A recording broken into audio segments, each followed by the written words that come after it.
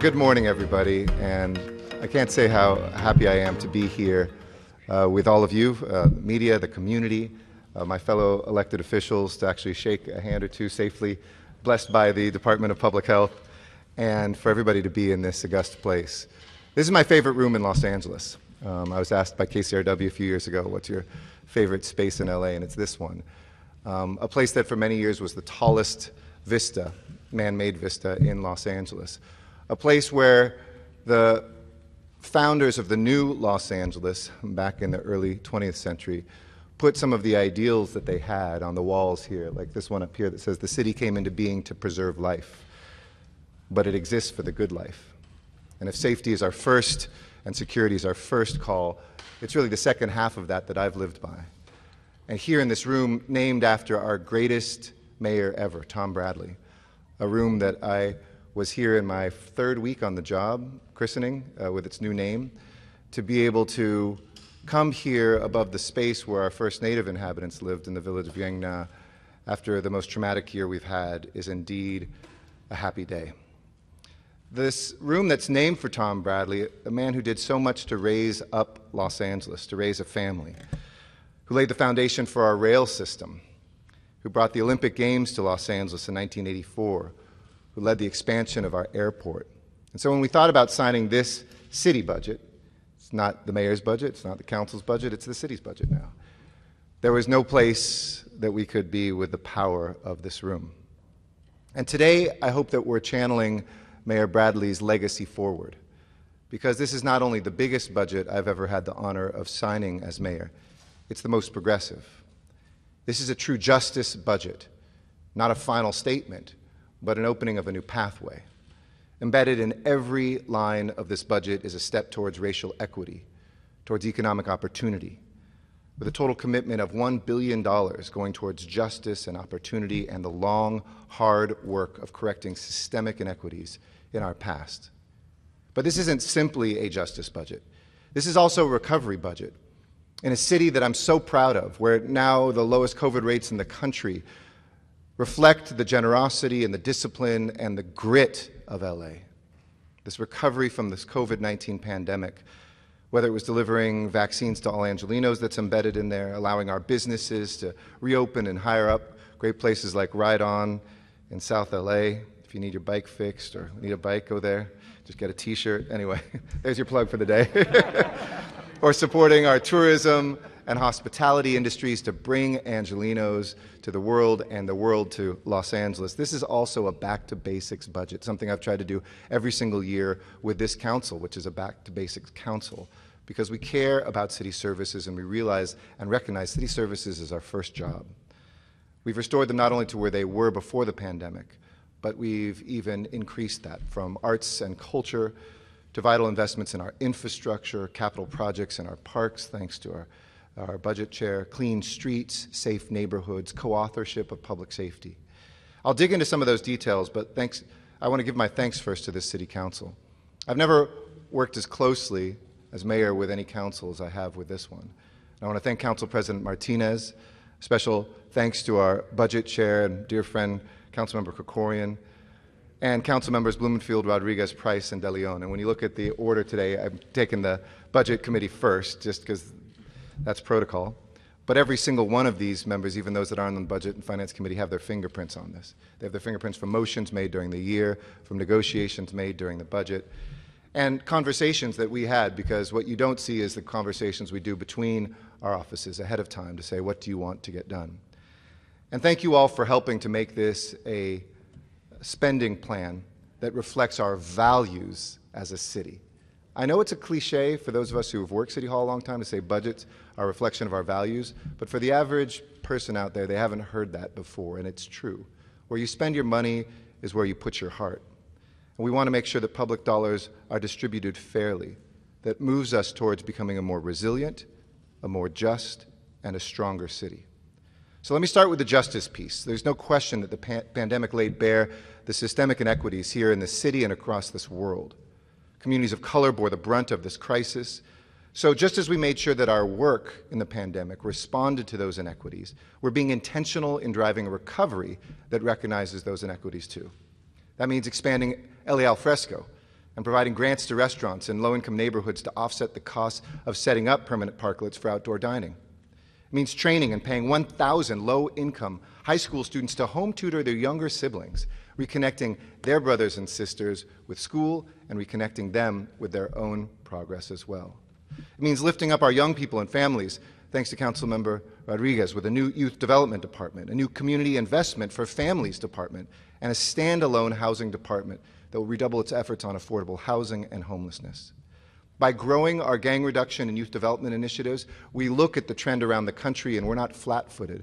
We're responding with 80 more interventionists that will be out there as ambassadors and peacekeepers who will do prevention work and intervention work.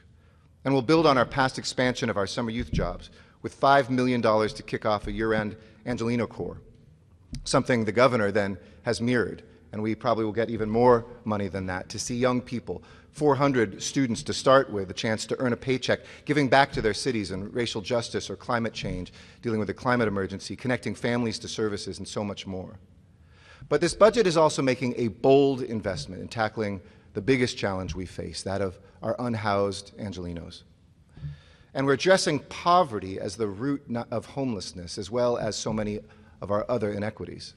In fact, we're testing the biggest, boldest pilot of a basic income program in this country's history, $40 billion for the Big Leap.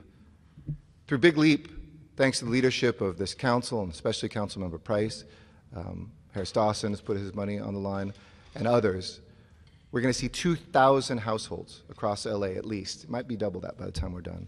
$1,000 a month they will receive for an entire year. And all of these households will include at least one child, because children are about a third of the people in Los Angeles who are living in poverty. This initiative could not be more important, more life-changing. There's over 50 cities in the country that have joined this movement. And I want to thank you, Councilmember Price, for your leadership, both in your district and citywide on this, and being a fighter for the Angelinos you serve. We know that many of those living in poverty in our city are people of color, which makes GBI not just a tool for building a stronger safety net, but addressing racial equity and showing how we can, as we said, end our addiction to poverty in this city and in this nation.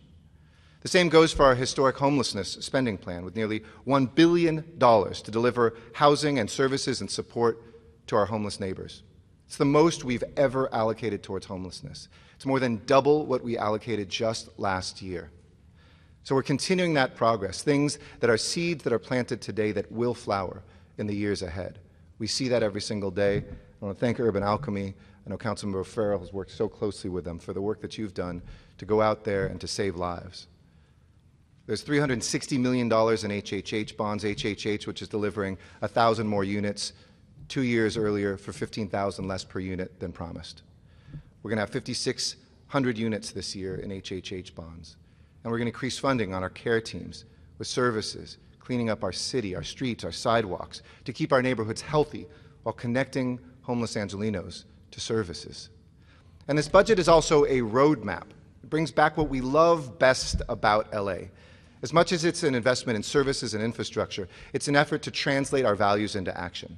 That's why there's $18 million to fund new programs to reimagine public safety, like ones that will send clinicians instead of cops to respond to nonviolent mental health emergencies. And thank you, Councilman Rodriguez, for your leadership on that as well. That's why we're establishing a youth and creative workers mural program, invoking what we did when we rebuilt after the Great Depression, employing youth and other creative workers to create community-led murals that can commemorate what we've been through and maybe chart a vision of our future. It's why we're dedicating $151 million in this budget from the Federal American Rescue Plan towards programs and pilots to advance racial justice and economic progress. What does all this add up to? A simple outcome: to build back better than ever before, to emerge from this year of trauma and uncertainty into the first steps towards possibility and towards hope. So with that, let me introduce your City Council, the partners who made this happen. And I want to thank each one of them. They have a council meeting at 10. So it's a way for us to see in action and to feel that vote that's coming forward. But knowing that this budget will be signed, it's really the product of your extraordinary work, and I want to thank each one of you. Let me start first with the chair of our Budget and Finance Committee, Paul Kerkorian, without whom this budget would not be possible. Well, thank you very much, Mayor Garcetti, and let me just say that this is the 10th budget cycle that I've had the honor of leading our budget through the City Council. And in that time, there has never been a time when the Mayor and the City Council have worked more collaboratively to make extraordinarily bold steps forward in one of the most challenging times the city has ever faced. And I want to thank Mayor Garcetti, Council President Martinez, and all of my colleagues on the City Council for leading this city through this incredible cascade of overlapping crises right now that we've experienced. A once-in-a-century pandemic, the economic crisis that came from that was unprecedented in this city, at least since the Great Depression and maybe including that, combined with an urgent demand for social justice, for urgent, immediate change, all overlapping together at the same time. And this mayor and our council president and my colleagues on the council have led the city through that extraordinarily difficult time. And we had to make some very tough choices during some times that seemed extremely bleak over the last little bit more than a year. And in the last fiscal year, we had to really look extraordinarily closely at choices that none of us ever dreamed we would have to make in public life.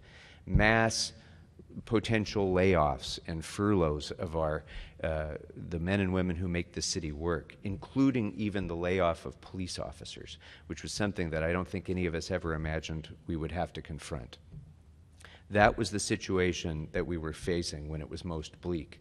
And all of the things that the mayor just described that's so good about this budget becomes even better when you consider that context and where we were just 1 year ago. 1 year ago, things were so uncertain about the fiscal future of this city that this council, for the first time, I think, in modern history of Los Angeles, allowed the mayor's proposed budget to become law without making changes, because we didn't know what we could predict as far as revenues during that tumultuous time last year. The worst case scenario that we were facing was possibly $250 million of revenue shortfalls. But within months, that worst case scenario became the reality of a $750 million deficit in our budget. And so it was in that context that this council and the mayor hunkered down and managed to make those hard choices that helped to get us through the year, with the significant help of our federal relief, of course. But that laid the foundation for this year. And this budget is a monumental step forward in getting us from a time of crisis to a time of incredible opportunity in this city. This budget will allow us to have a safer, cleaner, healthier, more just, and more prosperous city for all. All of the programs that the mayor described, and just restoring basic services that had been devastated over the course of the last decade, since the Great Recession and then into the pandemic recession. I'm especially proud that we're investing $100 million in deferred maintenance in our parks and childcare in our parks. Because about a decade ago, we had to cut child care programs across the city in our parks. It was one of the most difficult budget cuts, I think, that many of us had to grapple with during the Great Recession. And now we're bringing child care back to our parks in disadvantaged communities throughout Los Angeles. And we're investing $80 million in deferred maintenance that would not have been done in our parks without that investment. And that allows neighborhoods throughout this city to enjoy all of the benefits of parks, bringing communities together, bringing families together, allowing children the opportunity to have healthier, safer, more positive upbringing. And I think that's one of the greatest investments we can make in our future and in social justice, to ensure that every neighborhood in Los Angeles has healthy, safe, parks with services that they can go to. So this has been a big step forward. I was telling the mayor earlier, we don't do a lot of these signing ceremonies for budgets. We've only done a handful of them in the time that I've been budget chair. But it's really important that we did this, because it's important to recognize that this city is back. What we've done in this budget puts us in a footing to be able to launch forward as we emerge from the COVID closures, to launch forward with a more a prosperous city for everyone here. And at the same time, this is a responsible budget. This is a budget that has the largest fiscal reserve in the history of the city of Los Angeles. Now, why does that matter? Because we don't know what the future holds. I happen to think that the future over the next few years is going to be brighter in Los Angeles than it is most places in this country. I think our recovery is going to be faster and steeper than it is in most cities. But we don't know that. And so it's important to still maintain that strong reserve so that if we do hit another difficult time, we can get through that in a resilient way without having to make the sorts of cuts that we did during the Great Recession.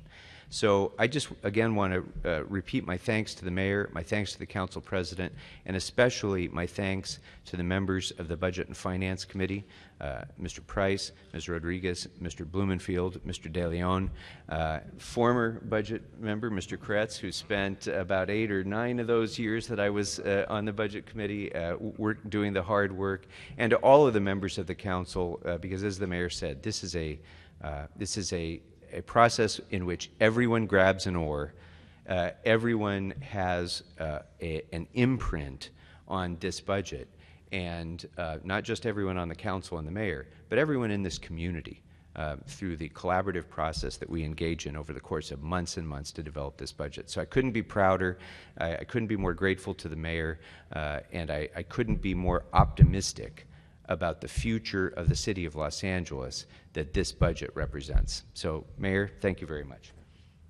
Thank you. Thank you very much, Councilmember Krikorian.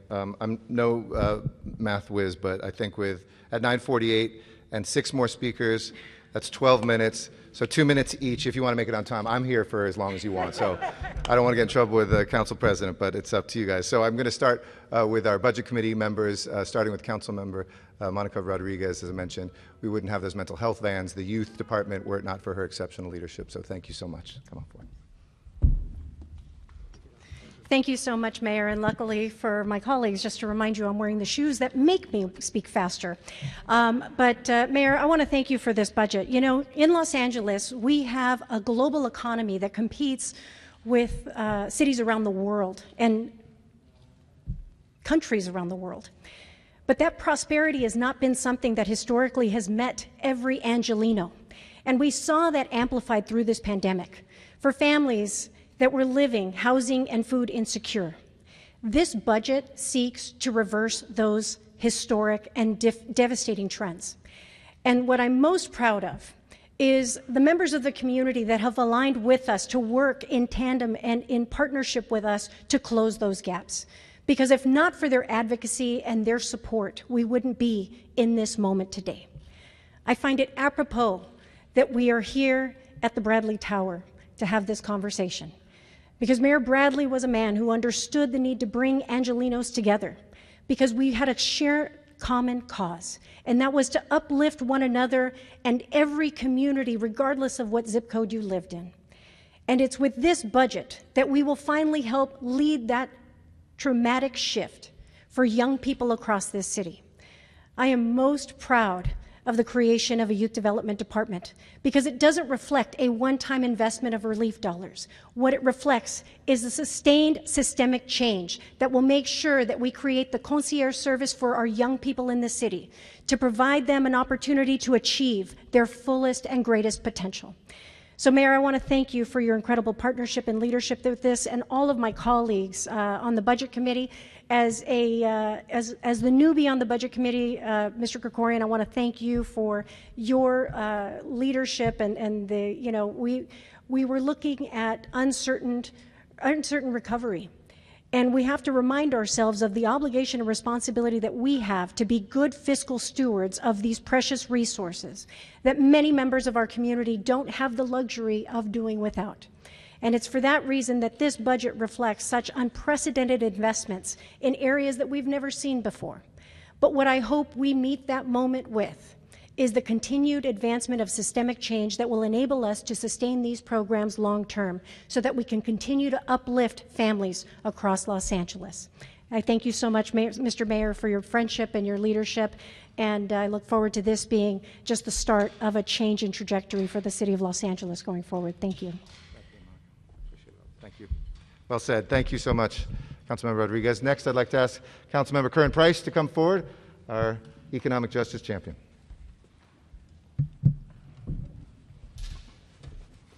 Thank you, Mayor. It's an honor to be with you, my council colleagues, and the city family on this very important day.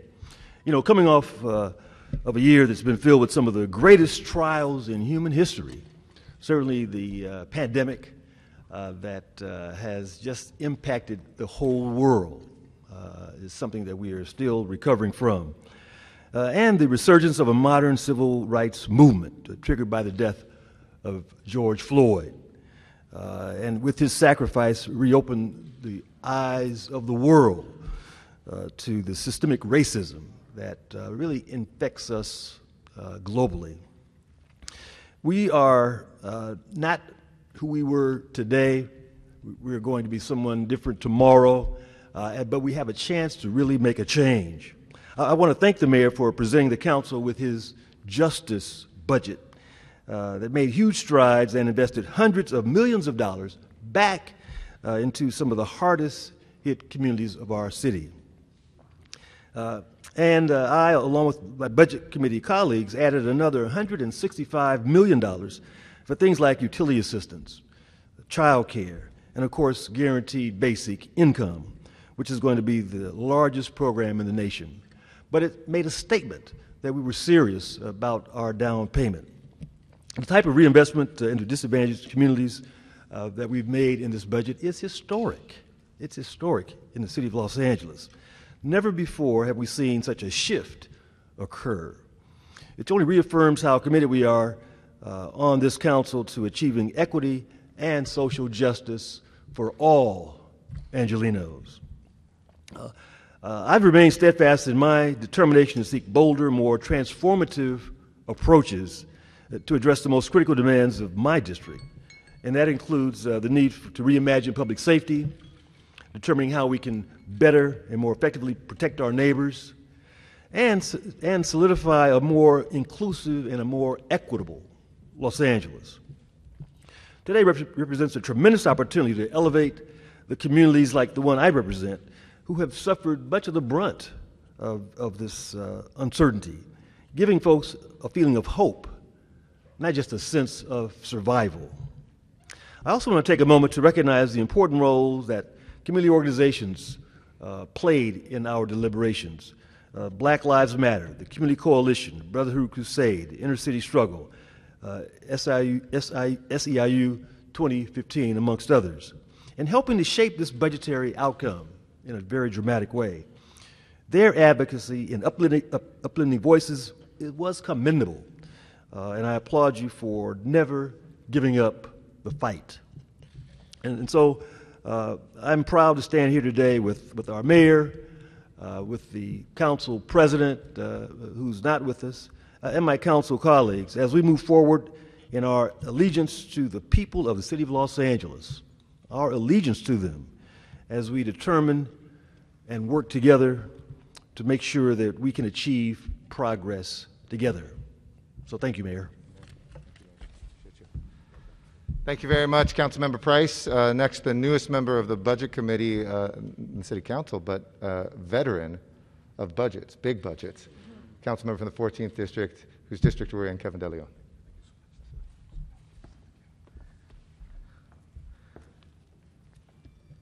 Thank you very much, Mr. Mayor. We'll make this very brief. As we stand here today on the verge of a full state reopening, we recognize that this is in fact not just any other budget.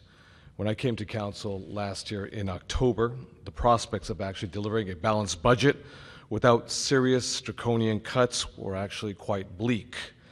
The devastation that we have experienced collectively as a city the past year with the pandemic crippled our economy beyond and has left, without a doubt, an indelible mark on our great city.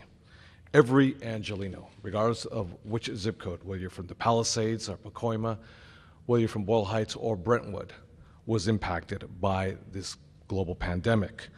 But thanks to the steady hand and the steady, incredible leadership of our mayor, Eric Garcetti, and the city council, we forged ahead and steered Los Angeles through the worst part of this crisis. Now, as a member of the Council Budget and Finance Committee, I want to express my deepest appreciation and my sincere thank you to the mayor for providing us a budget blueprint that we could work with in shaping a final budget. I also want to thank my committee colleagues, and I want to thank my very good friend and my former colleague up in the California State Legislature, that is Mr. Paul Kokorian, our committee chair, our vice chair, Mr. Bob Blumenfield, and of course, members Monica Rodriguez and Curran Price. Your attention to details, your commitment to listen to members of the public, and your endurance to make it through those day-long meetings reflect your dedication to our great city. And let me be very clear to each and every one of you. I want to express my deep, deep gratitude to President Joe Biden and the congressional delegation and the leadership for delivering a recovery package that, in fact, lifted Los Angeles out of a $1.3 billion budget deficit. At the same time, Governor Gavin Newsom and my former colleagues in the California State Legislature, both the Senate as well as the Assembly, want to thank them for their efforts and their support of the residents of Los Angeles, and look forward, in fact, to the completion of their budget process, which is going to come up in this upcoming month of June, which will offer us tremendous help for the challenges we continue to face. Let's be very clear. Without this help, we would have been forced to make unthinkable cuts to our budget. I'm very proud that this budget includes significant investments on homelessness, which we desperately need, which, combined with help from Sacramento, we will finally be able to change the tide on homelessness. Let me conclude with the following. The city of Los Angeles, unlike Sacramento, that has a progressive tax system, a PIT, unlike Washington, D.C., that has a Treasury Department where you can print money in the basement and move ongoing deficits, we don't have that in the city of LA. In fact, the three pillars of our budget, without doubt, are property taxes. They are restaurants, hospitality, as well as hotels. And we know 2 out of 3 were in fact devastated completely. Without those revenues, there's very little to maintain at the very least a baseline of services and support for Angelinos, let alone making the right investments to improve the human condition for all individuals, regardless of what zip code you live in, the great city of Los Angeles. That's why I think our mayor, Chair Paul Kokorian, our committee members of that budget committee are owed a great deal of gratitude for the incredible work that they have done for all of us. Let me say finally, more importantly, this budget also recognizes that we're not out of the woods with COVID, and too many Angelinos remain struggling. So we've allocated the necessary resources, and all of my colleagues sort of itemize those investments that we're making. I don't have to go through that, but I will finally say that this budget represents not only the values of the city residents, but the hope of our future for the greatest city in America, the city of Los Angeles. Thank you. Thank you, Councilmember De Leon. Next, Paul Koretz is perhaps the man who served the most years in public service and has been on the Budget Committee for many years. His fingerprints are on this, especially when it comes to our climate emergency and our animal services. I want to thank him for his fiscal stewardship. Ask him to come forward next. Well, thank you, Mr. Mayor, and I want to join in thanking you and Mr. Kokorian and the members of the Budget Committee for what I believe is the best budget we've had in my 12 years on the council. I think it's important to note it's not just a justice budget, but this is also an emergency budget. It responds to all the emergencies that the city is facing. beginning with COVID, providing relief to families and businesses that have struggled tremendously during this terrible period. Also, an unprecedented commitment to resolving homelessness, particularly with almost $200 million allocated for a homeless crisis response pilot, mental health services, and eviction defense, a program I've worked to see move forward for a number of years, along with other programs with equity at their center. This budget also makes a healthy commitment to the future for all Angelenos and beyond, funding our vital climate emergency mobilization office efforts, better protecting our frontline communities by beginning the process of phasing out oil and gas drilling in the city of Los Angeles, and making a commitment to preserving the ecological integrity of our city by filling positions in the planning department to implement our city's wildlife corridor pilot project and kick off the more comprehensive Rim of the Valley habitat conservation program so we can keep our mountain lions and bobcats and deer and not lose that treasure in the city of Los Angeles. This budget also allows us to address the pressing reality of increased violent crime in the city by a significant restoration of previous cuts to the LAPD, while also hiring and training new community intervention workers and reimagining the role of law enforcement in our communities. Lastly, in addition to bringing our reserves back into the black, we have implemented payroll and personnel changes, so we've digitized all of that, and we will save millions of dollars a year in greater efficiencies. So all those things are an incredible step in the right direction for this budget. Again, I think this is the best budget we've had in the 12 years I've been on council, and once again want to thank the Mayor and Budget Committee for their amazing work. Take it from Paul Koretz. He's seen him. Our last two speakers are Councilmember Mitch O'Farrell, who's led our fight to house our unhoused neighbors, to invest in renewable energy, and so much more. Marquise Harris Dawson, whose fingerprints, as I mentioned, are on economic justice, racial justice, summer youth jobs, basic income, and so much more. I know we're tight for time, so I'm going to ask them to come forward, and then we'll sign. I'll come back and speak in Spanish, even if they need to go down to the council meeting and then answer any questions. There's no quorum with that. So take your time. I think Marquise had to leave, but yeah, I think so. Hey, I just real quickly, I want to thank the mayor, and I want to thank Budget and Finance Chair Paul Krikorian and the entire committee for their leadership on this really epic, monumental city budget. Mr. De Leon referred to the President, Vice President, and members of Congress because they provided us an incredible privilege and responsibility. And the mayor and my colleagues have handled this responsibility with such compassion, intelligence, and strategy, with really strong fiscal oversight for this, because this is a one-time budget. We feel, and we are all working now to help the economy revive as never before, so that in succeeding years our budget will be strong and we'll make the most of this one-time infusion of badly needed cash. So this is really important. What I want to highlight as the chair of the Energy and Environment Committee is the $30 million investment in environmental equity. Really, really important and groundbreaking in that investment as well. The expansion of the city's renewable portfolio standards with that investment of the $30 million. But what does this mean for us as a city? What does it mean for our residents?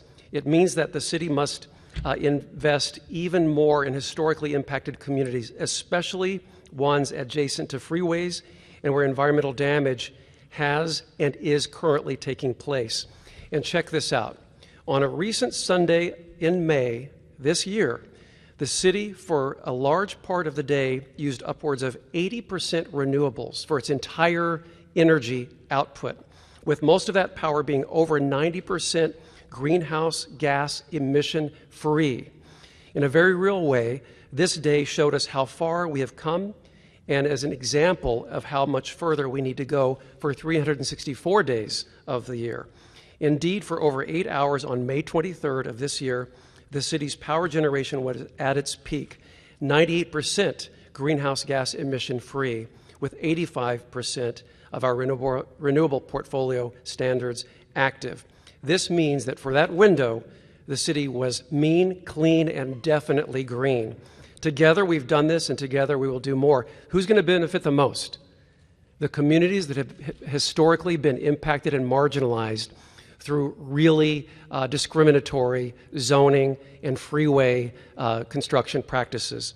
And now with Chair Krikorian, President Martinez, and the entire City Council, we're pushing the LA 100 study to ensure that days like May 23rd become a reality every day of the year.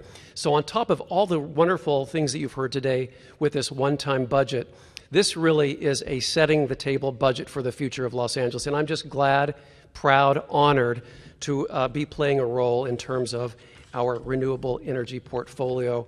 We will continue being the example. We have great announcements coming forward in the very near future about incredible positive impacts to that renewable energy portfolio that we're working on together and with the mayor's office. So congratulations to everyone. Congratulations to the city and the residents of the city who will now see services restored to the standard that the residents of Los Angeles deserve. I couldn't be more proud of this day. Thank you so much, Mr. Mayor and colleagues. Thank you.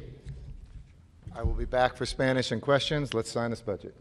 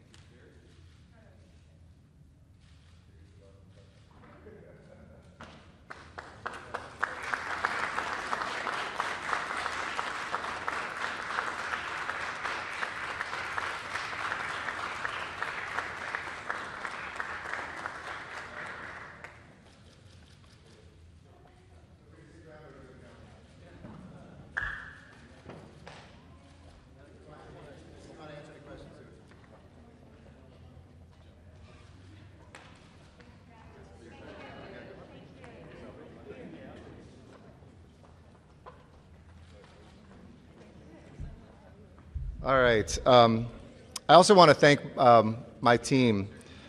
I want to thank Raul Mendoza, who heads up our budget team, and everybody who works with him. Deputy Mayor Gene Holm, Deputy Chief of Staff Andre Herndon, Matt Szabo, my other Deputy Chief of Staff, who's going to be our next CAO, I hope, with the Council's ascension, Meg Wynn, and everybody else who really crossed the entire team who worked so hard on this. Let me say a few things in Spanish as well, and then happy to answer any questions you might have about the budget or anything else. Muy buenos días. El día de hoy firmé el presupuesto de nuestra ciudad en ley. Este es un presupuesto de justicia con $1,000 millones designados a justicia, oportunidad y el gran trabajo de corregir inequidades sistemáticas de nuestro pasado. Estamos restaurando los servicios de nuestra ciudad a donde estaban antes de la pandemia y estamos fortaleciendo esfuerzos de recuperación, como entregando vacunas a los angelinos, ayudando a nuestros negocios para reabrir sus puertas y contratar personal. Y estamos apoyando nuestras industrias de turismo y hospitalidad. Estamos invirtiendo en los jóvenes de Los Ángeles, a lanzar el programa Angelino Core, dando a estudiantes la oportunidad de ganar un sueldo mientras contribuyen a su ciudad. Estamos afrontando la pobreza en Los Ángeles a través de un programa piloto de ingreso básico garantizado, el más grande de su tipo en América. Y estamos invirtiendo casi $1,000 millones para proveer alojamiento, servicios y apoyo a nuestros vecinos sin hogar. Este presupuesto es una guía que nos regresa a lo que estimamos más de Los Ángeles. Es una inversión en servicios e infraestructura y es un esfuerzo para convertir nuestros valores en acción. Gracias a los miembros del Consejo Municipal, Los Ángeles es muy fuerte y gracias a la gente de Los Ángeles, estos son sus dólares, no nuestros dólares, sus dólares. Y este presupuesto es una reflexión de su alma. Gracias. With that, happy to answer questions. Okay, so Yes. how big is the reserve? And I wanted you to clarify one thing about the basic income pilot. I think you said 40 billion. 40 million. 40 million. Million, I yeah. thought I heard big, Yeah, so yeah. I wanted to make sure. If I did, I misspoke. It's 40 million. Yeah, that would How be. big is the reserve? So the reserve in the end, the percentage right now that the council passed, I think is 8.6%. I'm confident, and the council passed a motion as part of this budget, that some of the things that they have allocated, for instance, utility assistance, broadband assistance, will come in the form of state dollars. And if that does, those dollars will move to a reserve fund that I believe will probably get to 10%. So we've never been, I don't know, what's the largest we've ever had?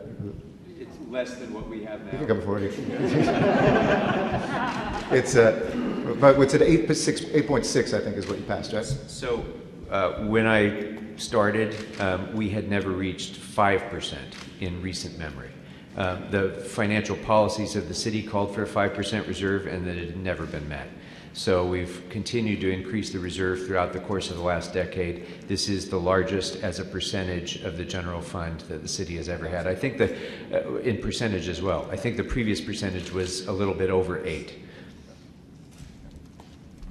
Any reflections as a backup for Vito or potentially backup for Vito? I read with the same surprise sometimes that you do, so I won't reflect on anything until I know there's anything happening. But I'll reflect on this no matter whether I'm here till December 10th of next year or a time before that. I'm incredibly moved by this city in this past year. This has been a traumatizing year for every Angelino, starting first with those who lost their family members. For those in service, I know how tough a year it's been. But I'm really proud of Los Angeles, and I'm so glad that we got a shout out for Joe Biden, because this Congress and this president stepped up in a way that really saved America. I was in the White House a couple weeks ago for kicking off infrastructure, the last infrastructure push, and happened to be in the lobby when the so-called Big Four walked in. And I went up to Senator Mitch McConnell, the minority leader of the Senate, and I said, you know, the cities really did need that money. They really did need that money. Because I know he had spoken and others had spoken out against cities don't need that money. I said, it's the difference between whether we could have saved those lives or not, provided vaccines, housed people who are homeless, et cetera. And he said, enjoy all that money. But it was a moment in which I really realized how important it is, not just at the local level, but the national and state level, to have leaders. One last reflection I'll make, too, is these are more than one-time programs. There are some one-time programs for one-time revenues. That's responsible budgeting. But I truly believe that these are seeds that we're planting in the city that are pretty profound, of understanding that public safety reimagination doesn't have to come at the expense of something, but it can boldly move certain responsibilities we've thrown onto our police shoulders to others who are more effective. And police officers would be the first to say that. To look at a way to break the back of poverty here, to invest in young people, to look at ways that we can. I think it's been greatly underreported, the environmental revolution Los Angeles has led. I mean, when Councilmember O'Farrell said that, I mean, I've read a couple articles over the years on what we've done, but Los Angeles, there's no city like it, and no city has made the pledge in America to go carbon-free by 2035 yet of this size, let alone 97% by 2030, the end of this decade, to recycle 100% of our water. So there's a lot to reflect on. It was a very good week last week when we opened up both the first new terminal in America post-pandemic and the largest tunnel in America to finish off the dream of the man who this room is named after, of getting a subway from the west side to City Hall. And lastly, I just reflect, we have extraordinary leadership here. And people say, oh my gosh, Mayor, you have to do X, Y, and Z. We do those things together. And I think we have really powerful leadership, both the staffs that work with us, the council, and other electeds. I've never seen, I know we say that, and you think we probably say it just to be nice to each other. When we privately talk, we say it to each other too, that this is an amazing team to work with. So I think I'd reflect on that too. Mayor, if you're nominated to be the U.S. ambassador to India, will you go? And can you describe what conversations you've had with the Biden administration about this? No, I won't speculate on something that's been speculative until, as I've said, I will always pick up the phone if the president calls. I believe deeply in. Hold on. Just let me finish question. I'll come back to you, but let me finish my sentence. It's not speculative. You're being vetted. I'm sorry. Can I finish my question? Can I finish my answer? Then I promise you can come back and you can argue with me as much as you want. To me, I believe very strongly in serving my city and my country. I've given 20 years to that. I don't think we can solve the problems of LA without being engaged in the world, which is how I've tried to lead as a mayor. And vice versa, we can't solve the problems of the world without LA being involved with it as well. And so I'm very proud of this president. I made it clear in the fall that this was an administration I could not and would not join, given what my city's needs were. I never dreamed that I'd be here a day past July 1st of this year, because that was the 8 years that, if I were lucky enough that I signed up for the potential of 2 terms. Every day after that is gravy. Every day after that is something beautiful. And every day early I'd have to leave is something that I would regret. But until I, and I'm the only person who can answer that, have an actual offer about another job, which I will publicly talk about, it is speculative. Well, do you think that Angelinos deserve to know what you're thinking and what the possibilities are from you? Oh, I will absolutely share. From rumors? If I get an offer of something, I will absolutely share that with Los Okay, what Angeles. discussions have you had with them about what positions? That is something right now that I'm not going to be speaking about. I've had many conversations with the president over the last year, and I keep those conversations always private. I respect that. Sure.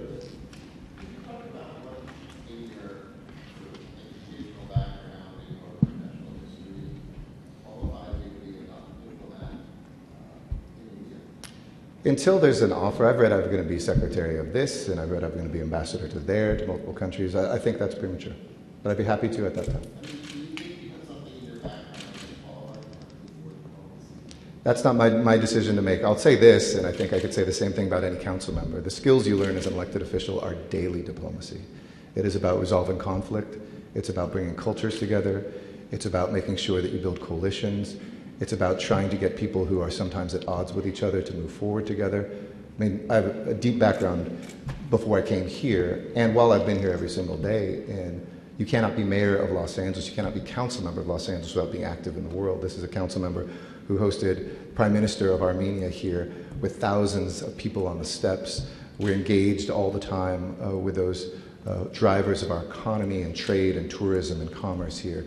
But I think the people skills that are engaged in City Hall and city service every day are all about diplomacy. Mr. Mayor, yes. This is quite the ambitious budget. Yes. With a lot of programs to help Angelinos. Now, obviously, a lot of this came from help from the administration and the U.S. government. What is the plan to keep all of these programs sustainable? What's the vision ahead? Great question. 2 things I'd say. One is that, remember, the American Rescue Plan is a 2-year plan. There's been some talk, I think the Republicans on infrastructure have said, well, maybe we can pay for it by pulling back some of the money in the 2nd year.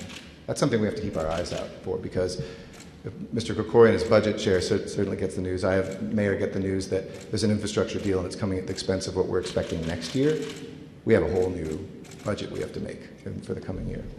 Second, we've tried to be very responsible in 2 ways. One is to put primarily one-time revenues into one-time programs. So when those revenues aren't there, we're not setting a new baseline for paving the streets. We're not opening up 12 new parks because we could this year, but we don't know how we're going to pay for it. One time for one time. And I think that's really responsible. Second way is by making this reserve fund the biggest it's ever been. To me, that is not just a rainy day fund, but we have aspired to and put in our financial policies that one day the goal is to get to 10%. We're pretty close to that. And if the state comes through with a lot of the programs that in the meantime we're stepping forward on, we could get there as well. So both of those would help us weather a tough storm. And third, I do agree with what Mr. Krikorian, I believe, said. We're going to come out of this stronger and faster than people, I think, calculate. If you look at history, and I studied at the beginning of this pandemic, Post-pandemic, people think that economic downturn will last for years. It's actually the opposite. And we're already seeing that. The economy is heating up in a big way. We're going to have to control things like inflation, the cost of lumber goes up, all of those things. It'll be a bumpy year or two, but in terms of revenues, I expect it to be at least as strong as we've projected. So that will help us. And then the last thing is some of the pilots we're doing, the whole point is to get others to sustain them. When we did, for instance, and we have a lot of history of this, we helped raise money privately to make community college free for 1 year. And then the state passed a bill that funded it free for a year. So we moved our first year to make it 2 full years of free community college. And then the state did that. We raised our minimum wage, then the state followed. We're doing this with homelessness, and the state is following. We admit that city government will never be rich enough to sustain some of these things, but when we can show progress, we kind of guilt our state and federal government to saying, like, really, you should step up for a right to housing, for homelessness, for a mental health care system, for reimagining public safety. These things depend on you, and the state certainly has a surplus that we can only look at and drool. I speak for myself, not Mr. Krikorian. With who? Yeah.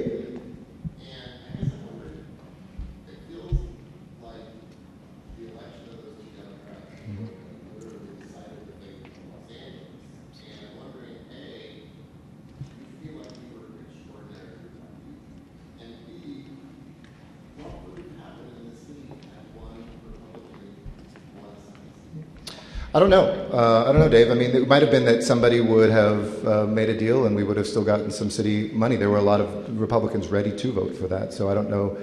But yeah, do I feel lucky? We should all feel lucky to have Joe Biden as our president and to have 50 Democratic senators who didn't back away from helping our cities. That should be a nonpartisan thing. That should be, dozens of Republicans as well, even if they're fiscally conservative.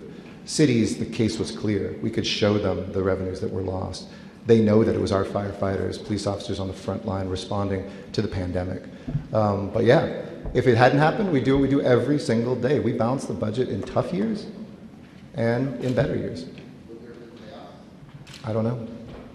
There could have been. Absolutely. I mean, there absolutely could have been. I have 2 quick last questions. Sure.